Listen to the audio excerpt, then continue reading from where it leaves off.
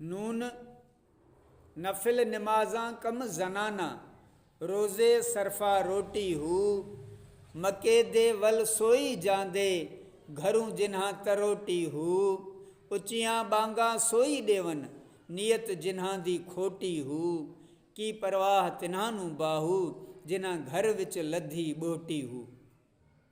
तर्जुमो, नफ़िल नमाज़ूं पढ़ण त ज़नानो कमु आहे, रोज़ा रखण बि सिर्फ़ु मानीअ जी बचत आहे। याने आरिफ़ ऐं उशाक त ज़ात इलाही में मुस्तग़रक़ रहनि था। नफ़िल नमाज़ूं पढ़ण त बेश्त जी उमेद ऐं लालच आहे, जेको औरतुनि जो कमु आहे। आशिक़नि त दुनियावी लज़तुनि खे हमेशह लाइ छॾे ॾिनो आहे ऐं पंहिंजे नफ़्स खे रोके छॾियो आहे। इन करे उहे त हमेशह नफ़्स ते क़ाबिज़ आहिनि। रोज़ा उन लिहाज़ खां मानी जी बचत आहे, वरना रोज़ा ख़ुदि तज़किया नफ़्स आहे, जेको आरिफ़नि ऐं आशिक़नि हमेशह पाण लाइ क़ाइमु रखियो आहे।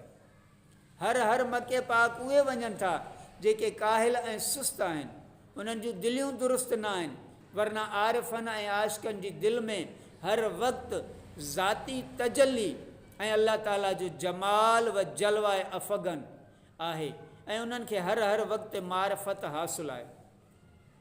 ज़ोरदार आवाज़ में उहे ई बांगूं ॾियनि था जंहिंजी नीयत खोटी आहे। ऐं बाहू, उन्हनि आरिफ़नि खे कहिड़ी परवाह जिन खे पंहिंजे दिलि जे अंदरि कुंवार मिली वई। यानी उन्हनि आरिफ़नि खे अंदरि में ई मारिफत ज़ात हासिलु थी वई।